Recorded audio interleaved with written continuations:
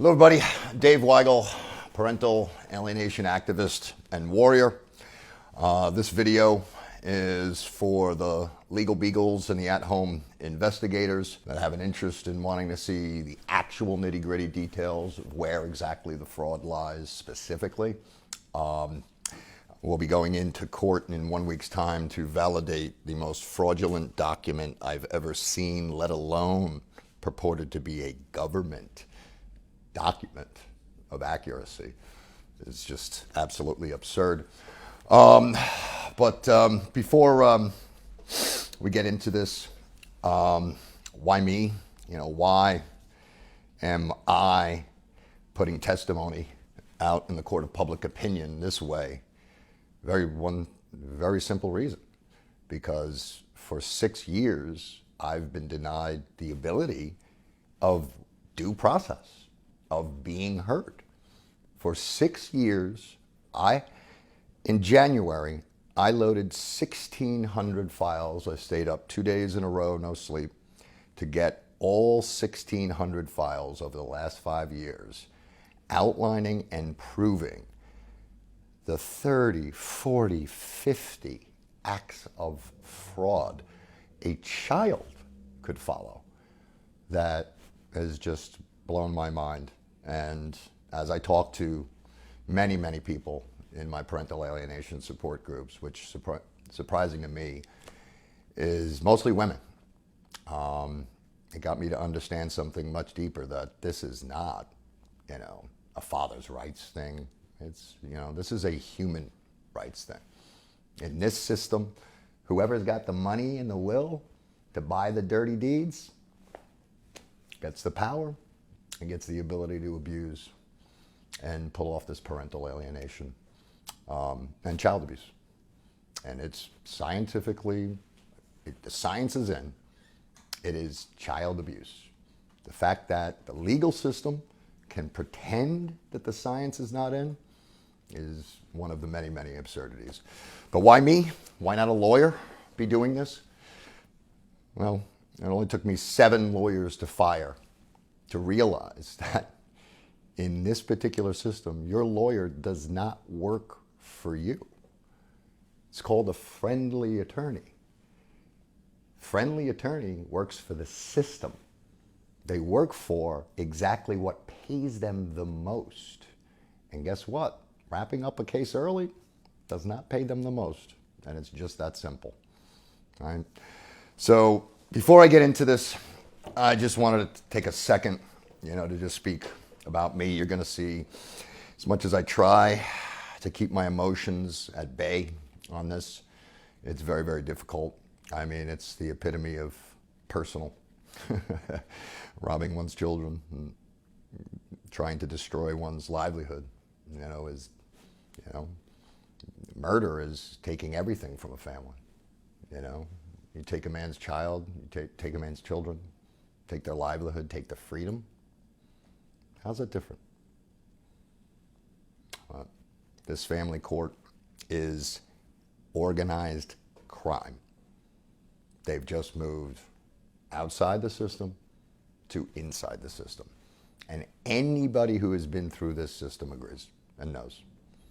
And I hope to just be part of a movement that really stands up against this absurdity.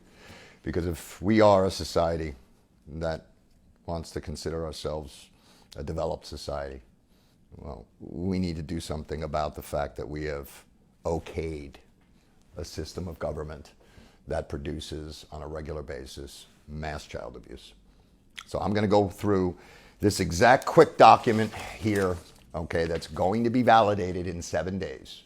Mark my words, it is going to be validated as true, accurate, and a legal judgment based on facts and evidence as per the rights and laws of this country.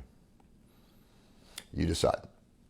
But first I just want to say, I'm not a doctor.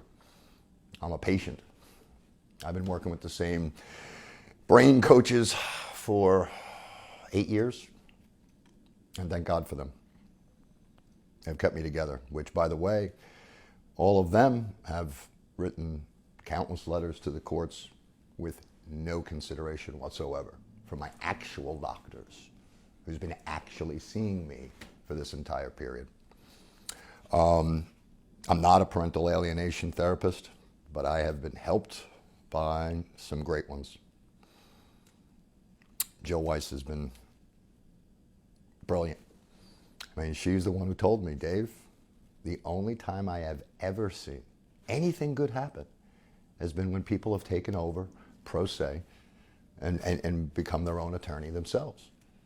What? That's the most absurd thing. Is what's the old rule? Only a fool represents himself.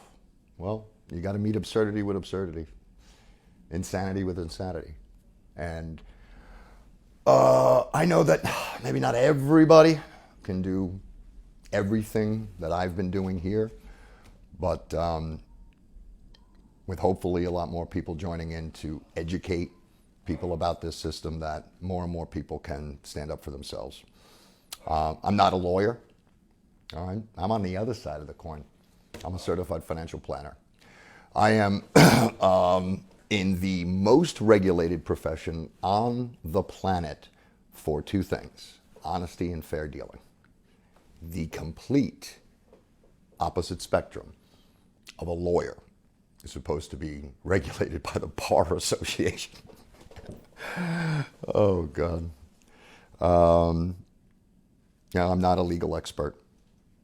I'm just somebody that has spent 12 years with such immense focus on trying to save my life, save my children's lives, and get myself out of this mess.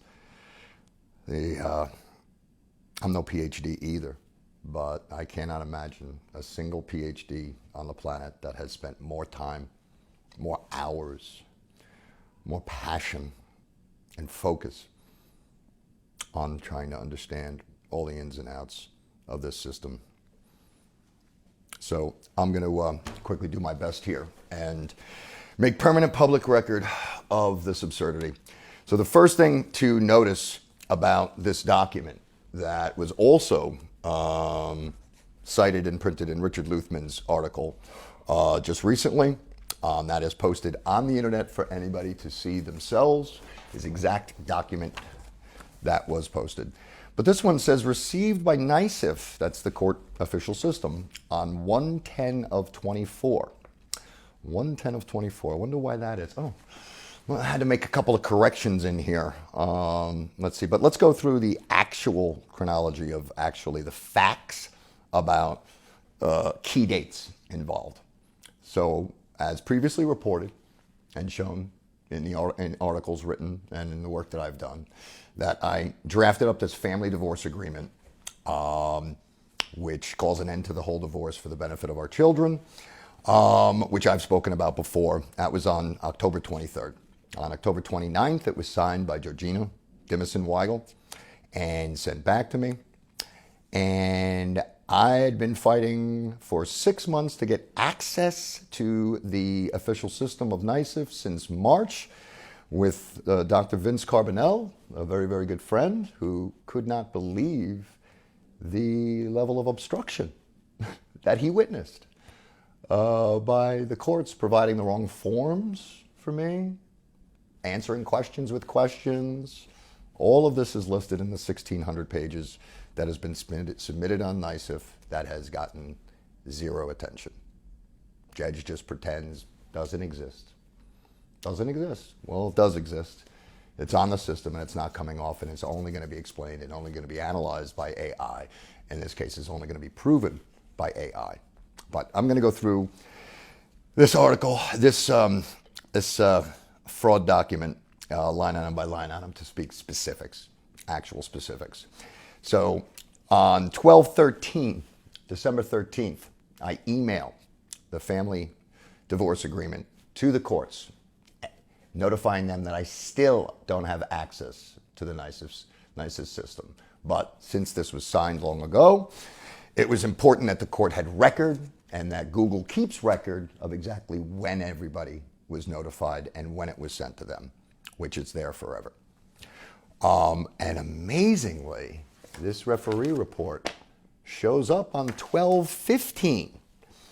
And on 12/16, I get an email from the court's assistant, again, Ms. Babette Gambino, saying, sorry, we can't accept documents that are sent by email.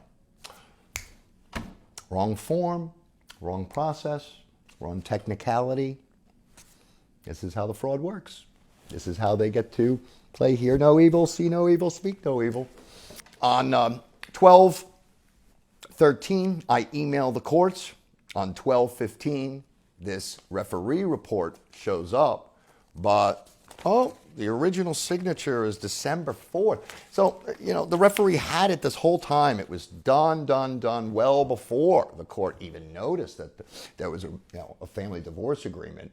But, it wasn't submitted on the system until the 15th. And on the 15th, they got a chance to explain that, the email that I sent with the family divorce agreement could not be accepted.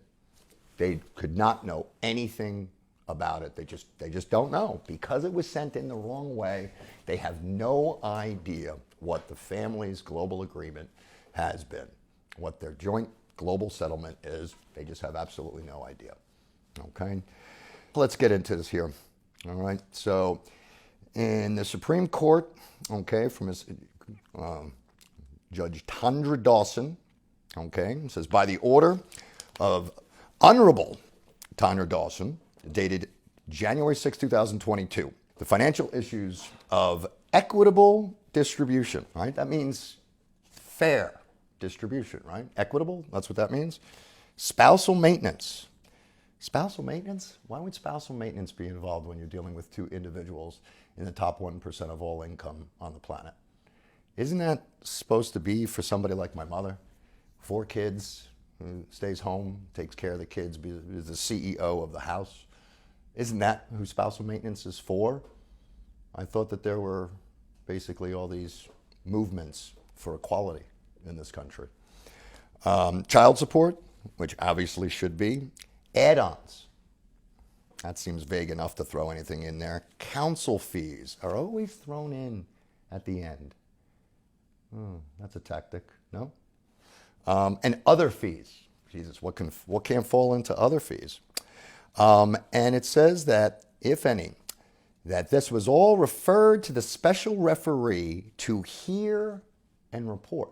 This was referred to the special referee, Sue Ann Honig, for her to hear and report. But we've never met her. We don't know what she looks like. We've never submitted any documents to her. There's never been any back and forth conversation. How can she hear and report if none of us know what she looks like? This matter was assigned to the undersigned special referee for hearing on May 21st. This is important. These 2 dates are very important. So it was assigned to her on March 21 of 2023. And the parties were contacted via email that the trial date was on Monday, March 27th at 2 p.m. and that no further adjournments would be granted. What does he mean by further adjournments? Of the 4 years of court cases that had gone on, this is the first time. This was the preliminary meeting and appearance to discuss the financial arm of the divorce at all. So in a divorce, you've got 2 sides. You've got the custody side, and then you've got the financial side. The financial side is supposed to be cut and dry because numbers are numbers, unless there's some reason you don't have the numbers, and therefore you got to just pull them out of the sky, right? So this was decided to be referred to her on the 21st, and then it had to be commenced in 6 days. So 4 years for the custody. We started on February 28th of 2019. This is now March 27th. We're starting the financial end of the trial. And even though this is the first appearance, no adjournments can be ordered. Why would that be? If this is a trial, if this is an actual legal process, what valid reason could there possibly be that we need to prepare in 6 days, and it can't be postponed. Further complicating things, on March 21st, I was told by my attorney, Taylor Koss, that he's out. He's quitting. He's making up this excuse, and it says here in the bottom that he's never been the attorney for the financial side. Now, is that how you hire attorneys? Is that standard? Is there an attorney for the custody side and then an attorney for the financial side? Didn't happen on the defendant. It's the same attorney that was handling both sides. Why would that be valid? And Mr. Koss was paid. I paid him, according to the 1,600 files that were submitted to NYSEF, in there is the retainer agreement and the last payment that showed that he was paid through March 31st. So if he's paid through March 31st, isn't March 27th before that? Why would he be so adamant that he does not represent me anymore and he's not showing up? And on top of it, all of the emails I received that day that are loaded on NYSEF in the 1,600 files say how vital it is that I show up alone, unrepresented. He's not going to be there. But instead of postponing it, no, I have to show up, and I have to show up by myself. What possible legitimate rationale could that be? Could it be that I was set up to be arrested that day and Mr. Koss just didn't want to have his hands anywhere near it? Again, doesn't take a very skilled investigator to kind of put these things together. Nor is it legal for an attorney to just decide he's out, which I believe Richard Luthman flushed out in the article in December. So he was my attorney. He wasn't officially released and just decided he was not showing up because he knew the fix was in. But, so this is the first and only hearing on the financial side, and Mr. Koss knows that they're going to be police waiting for me, and I'm going to be arrested. So doesn't that mean that I was going to be defaulted that day anyway? Now, that's obviously not what happened, okay? Said that no further adjournments would be granted. Both sides acknowledged that they would appear. Yes, on the Friday before, I said, okay, I'm forced to be there. I'll be there. I don't understand how or why.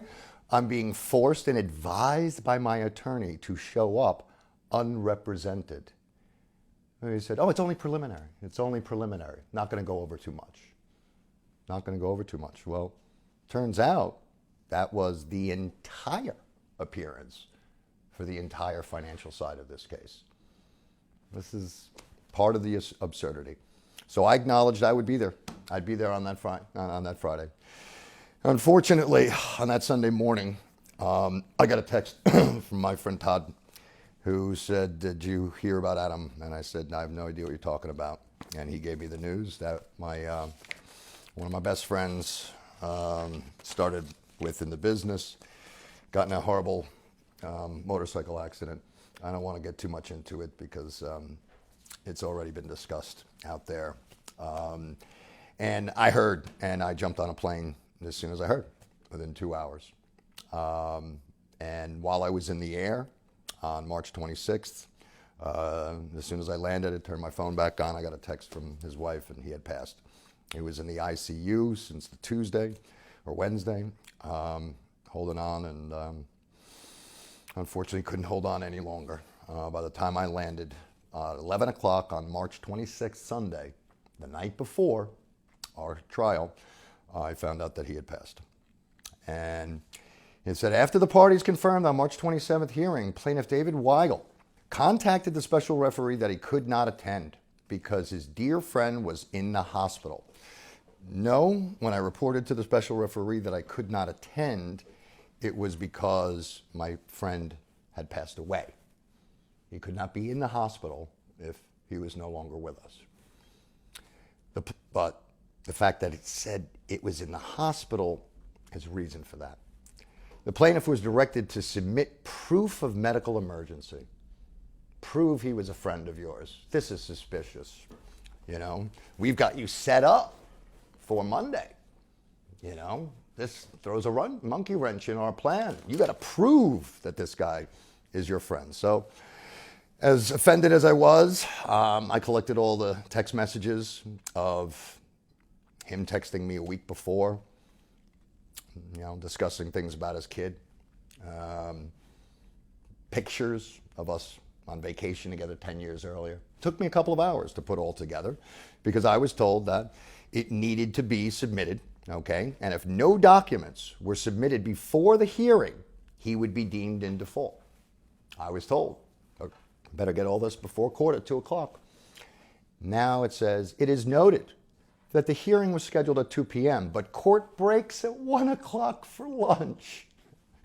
Yes, this speaks to Richard Luthman's article about what did she have for lunch. So I was not only instructed to get it there before court, I was instructed to get it there and know that court takes lunch at 1. But it gets better. So it's noted that the hearing was scheduled at 2 p.m. The court breaks at 1. Prior to the commencement of the hearing, no documents were received from the plaintiff.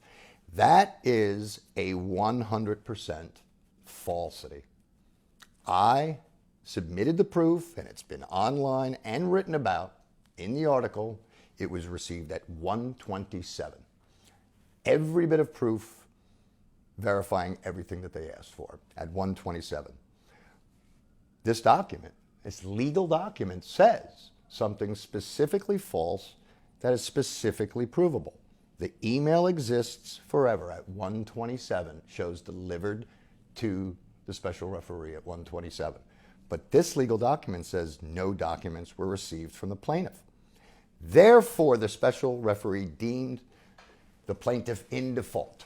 So once again, because I was told to stay in Florida, I didn't show up for court and I lost custody of my kids. Because this document says no documents were received by the plaintiff, I was in default, and therefore that means they don't have to look at any documentation whatsoever. Now they can just pull all these numbers right from the air, which is exactly what they've done.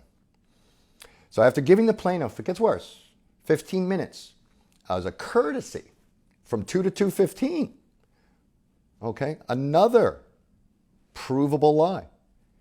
So you could say she was on lunch from 1 to 2, but now when it's sitting in her inbox at 1:27, provable that it's in her inbox at 1:27, she said, oh, I gave you till 2:15. Why didn't she see the email? There's from 2 to 2:15, she's able to see an email that was received at 1:27. So even if some of these things are a 1% probability of being true and can't really be proven, two things right there are absolute 100% false facts, 100% provable false. So the hearing commenced forthwith. The defendant's counsel argued that the plaintiff's non-appearance should result in the plaintiff being deemed in default. Okay, the lawyer is taking advantage of it. That his medical excuse was not founded, but get this is just Class A Daniel notes. It's not founded because his friend's accident was on March 22nd, but then the funeral was not till March 29th. But wait a second, you said that he was in the hospital. How could you say he has a funeral on 29th if you didn't know that he passed away, if you're talking about his funeral? And doesn't that seem like that's a feasible thing? Well, wait a second. One thing happened on the 22nd and then the other on the 29th. Why couldn't David be there on the 27th? What does that have to do with the fact that he was in the ICU until I got on a plane and passed away the day before? Absolutely nothing except to give a facade of truth, an appearance of truth. So after the hearing, the defendant's counsel argued that there was no excuse for the plaintiff not to be in court on the 27th. I should have been ready to proceed by myself with no attorney and completely try the financial end of this case myself. No excuse whatsoever. So the plaintiff was defaulted for his non-appearance. The defendant, Georgina Weigel, was ordered to submit argument papers regarding the issues in equitable distribution. So perhaps maybe the referee got information from her, which I gotta love this here, which the defendant promptly submitted. So, she's the good one David's the bad one, because she was told to promptly submit documentation, and she did, and David did not, because he was never asked to provide information whatsoever about the finances. It's never been looked at. There has never been, in all 12 years of this fiasco, ever discovery done. Discovery's never been done. Not one financial fact, not one financial number has been verified in this entire process over the last 5 years. Over the last 5 years. So, but now the defendant promptly submitted it. But what happened to the discovery that was ordered on September 19th? Wait a second, this was Judge Tondra Dawson's order for discovery in September of 2019. Did Georgina Dimison promptly submit all financial documents for the previous 3 years, which is financial discovery? That's 30 months up until this point. 900 days. Wait, I was defaulted for being 27 minutes late for a lunch I had no reason to know existed. She's 900 days late on providing simple background financial information. Last 3 years of bank statements to make sure nobody's committing fraud, nobody's falsifying federal tax return documents, claiming a whole bunch of dependents just to stuff your income taxes on your unknowing spouse that you submit joint tax returns for at the end of the year. No discussion or verification of multiple reports and actual police reports, reports from financial companies, investigations from financial companies. None of this has been ever heard, ever discussed, ever heard. Yet they have a summation of our entire financial divorce without any of this. But it was very, very good that she promptly submitted that part, I would say. So as we just quickly go through this here, parties were married, blah, blah, blah. Okay, we have 2 children. Yes, we do. The instant action was commenced by the filing of the summons on a complaint. So this divorce commenced on April 8th, 2019. Incorrect. It was April 5th of 2019. So this document is false there as well, and seems to forget that I filed divorce against her. I'm the plaintiff. She's the defendant. The judge seems to forget that sometimes. I'm the plaintiff. She's the defendant. So on the grounds of the divorce, blah, blah, blah, blah, blah, breakdown after 6 months. Here the referee who signs this at the end, after a review of all documents submitted, which means after I reviewed only Georgie's documents, I recommend the following. This is fair and equitable. She's only looked at documents from one side. This is a legal process. This is legal. So I recommend that the adjusted gross income for the plaintiff, David Weigel, was approximately $801,600 in 2018. Yes, I had a bonus structure at RBC. That was my best year of my entire life. But in that $800,000 is $300,000 of phantom income from previous year's bonuses that were spent by the defendant over the marriage with our 6 vacations a year, which was never my idea. But nonetheless, that money was spent. But that was not my income in 2018. That is a gross income amount. Okay, I actually made after taxes $170,000 in 2018. But still, that income is being pegged against versus the income from the defendant in 2020 of $160,000. Now, what happened in 2018 versus 2020? What is it? What happened? There seems to be some sort of a global event that happened where 2018 was one world. And what happened in 2020? Oh, global pandemic that shut down the entire globe. So again, Financial Fraud 101, you cannot purport 2 numbers as comparables that are anything but financial fraud. It is noted that the plaintiff's most recent income is not known since the plaintiff defaulted That's the $64,000 issue here. It's that, hey, we don't have to look at your information because you defaulted. So we don't know what you have, so we have every right to just pick it out of the sky. Use numbers that are 6 years old, that are completely irrelevant at a point where now you have a completely different job, completely different licenses, completely different setup with assets under management, okay? After 7 seizures, after notifying your clients of these seizures and having a significant chunk of your clients actually leave because of that. So this is supposed to be equitable breakup. So in determining all the maintenance and support, okay, it's recommended that the defendant's reasonable needs with respect to maintenance is $12,000 a month.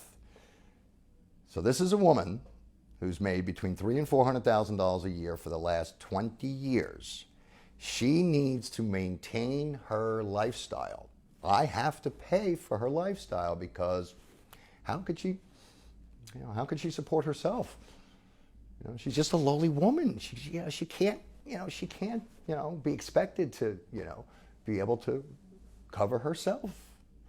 I have to pay $12,000 a month because there's such a disparity between our income that does not exist. So it is recommended that the plaintiff pay $12,000 a month for a period of 3 years. And here it is, but this is retroactive to April 8th, 2019, when I filed divorce against her. Again, making it look like the opposite, but it's not. So that, in my book, is $432,000 right there. So what's going to happen on the 25th when I go in there and the judge says, yes, this is exactly what's happening. Mr. Weigel, write her a check for $432,000 right now. And I say, Judge, you know that I had to file personal bankruptcy on November 20th because I saw this coming 5 years before. So you're ordering me to pay money that, in defiance of federal bankruptcy protections and just common sense of knowing you can't file bankruptcy if you have $432,000. This is all part of information in the family courts. They have the ability to pretend doesn't exist.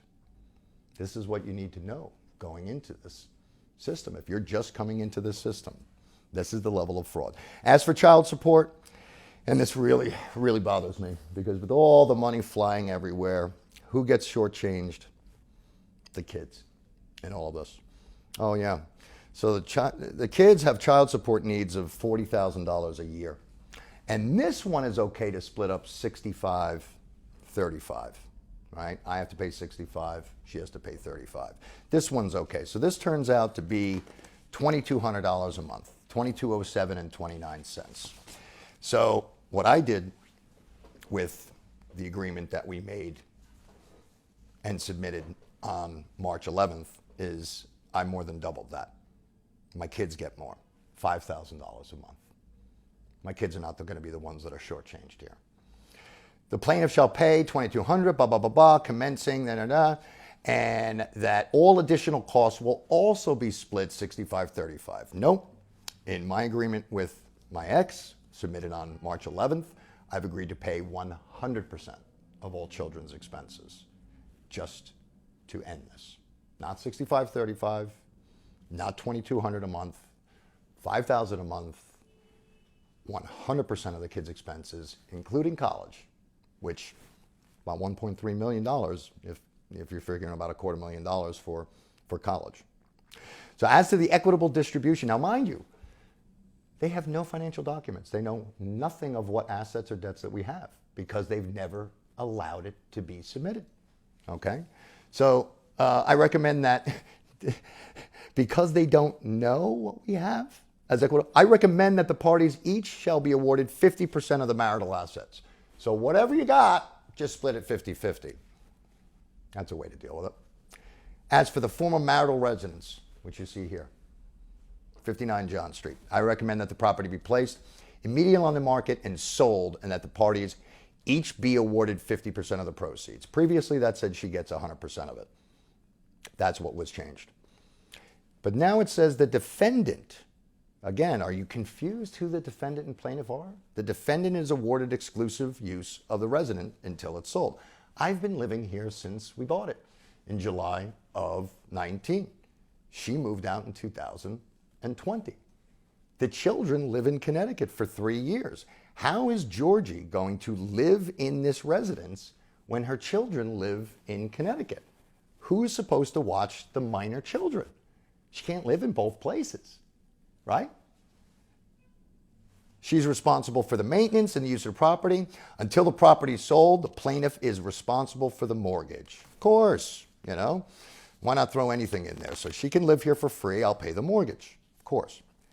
Any asset or property solely in the plaintiff's name shall stay in the plaintiff's name. Oh, now you realize that there's no assets to split up. So that's one broad way to deal with it. Any asset or property sold in the defendant's name shall stay in her name. As for counsel fees, always towards the end. Always. First, you have to justify absurd numbers, which then make the absurd legal fees look a little bit more aligned, right? So now, as for counsel fees, to be responsible 50% for the defendant's counsel fees of $400,000. So I'm responsible to pay directly to her attorney $200,000, of which her attorney rejected the referee report and said, no, I need to pay him $400,000 because I've got to pay for his work in this. I have to pay for my abuser, pay for the person who arrested me 4 times, pay for the person who prevented me from having a Christmas with my children or even speaking to them on my 50th birthday, pay for the guy who did everything in his power to prevent the fact of me even speaking to my children on Father's Day. I have to pay him $400,000 for this. That's a situation that you've heard countless guys talk about. When there's a disparity between a husband and wife, where one makes a lot of money and the other one does not, you pay for your abuser. That's what the system is set up to do. Further, the defendant is entitled to a judgment on the divorce grounds. So she's entitled to it and to take her name back. Very, very, very good. All right. So basically wrapping this whole thing up, this constitutes the report and recommendation of the special referee. So this report, it is signed and stamped by Sue Ann Honig. This is her recommendation, a woman we have never seen, never spoken to, never had a single conference with. I had an email exchange. Send me proof. Okay. She's made a complete assessment. This is her report. Bullshit. 100% written by her attorney. And going to be validated on the 25th. So honestly, I don't know if, I'm pretty sure I overspoke about all of this. I'm trying to do this from the fly. It's obviously extremely upsetting. I don't know what else can be done. All I know is that the judge can deem any and all of this in the nature of child support. And I'm going to close on this. And this reminds me of something Joe Rogan said about his friend Foley, who was married to a woman with no children and put him through everything I'm going through. And in California, they got the same scam set up over there. And the judge actually said the words that knocked Joe Rogan off of his chair. Said, your ability to pay has nothing to do with your obligation to pay. Joe's like, what the? How do we live in a country where a judge says your ability to make money has nothing to do with your obligation? You owe 20 grand a month? Find the money. This is it. This is the absurdity. This is all I can put forth at this point. I hope that I'll get more people and more interested parties on board. I am hiring an entire group to build the AI systems and train the models to replace the entire family court system, or at least initially be a accuracy verification tool. But I'm going to use my case, all 6,000 files, submitted as a proof of concept. If it takes me 5 years to do it, AI will prove from the sum of all human knowledge in an uncorruptible system what actually went on here. And probably doesn't, strike anyone that that's going to be heavy lifting, but at least we'll have the numbers of what percentage of the decisions made in this case followed the evidence. Really, 2% ChatGPT? Only 2%? What does that mean? Wait till we start looking at and following the money. Everybody knows on Wall Street. You want to find who's lying, you follow the money. I will sit here and say, I will bet my life, my license, everything that I have. If this case is investigated, there is absolutely no way when tracking the money, you will not see how the $6,000 a month I paid to the court supervisor versus it costing $2,000 if I used one in Connecticut, which I came to them about 30 times. And they said, no, no, no, no, no. Why am I forced to use a private company that's charging 3 times more? Because do you think for a chance that this money is not kicked back to the judge? Not a chance in hell. It's not going to be 3 levels deep. It's going to be right there in the open. Mark my words. Anyway, this has been a very long video. Thank God for editing. Thank you, everybody that have stuck with me over this very tumultuous period, and have been my pillar of support. I did get my kids back, yeah, but I need my ability to protect them. I need my ability to provide for them. That's not what's going on here. What's going on here is punishment for speaking up about fraud and government corruption. So I hope, I can only pray that more and more people join in and we form a force to be reckoned with. Thank you.